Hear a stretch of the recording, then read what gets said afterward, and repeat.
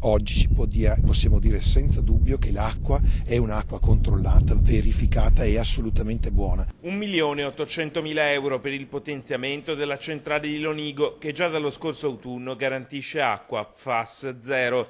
Con i nuovi filtri, metà sono finanziati dalla Regione, il sistema che prima era sottodimensionato ora è all'altezza della rete idrica.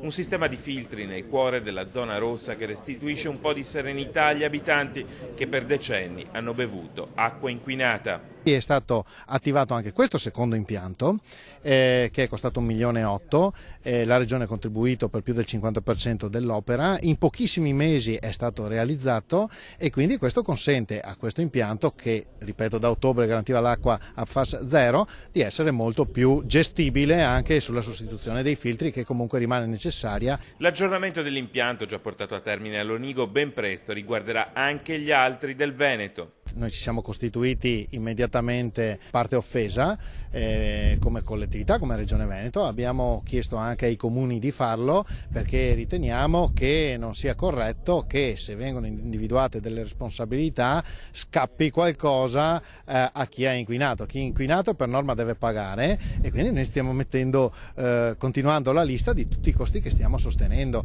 Nel frattempo, con la delibera approvata in giunta su proposta dell'assessore alla sanità Luca Coletto, è stata ridisegnata e ampliata la zona rossa e quelle contermini, con la conseguente estensione dello screening tra i minorenni. Per quanto riguarda le bollette, diciamo che questi soldi sono stati messi in parte da noi, in parte da Acque Veronesi. Poi ci sarà la gestione, qualche centesimo all'anno. Credo che la salute venga prima di qualsiasi altra cosa, e tenga presente una cosa, che oggi qui abbiamo un sistema di filtraggio che nelle altre parti del Veneto per ora non c'è, ma che io ho chiesto a tutti i gestori di installare a scopo precauzionale e preventivo.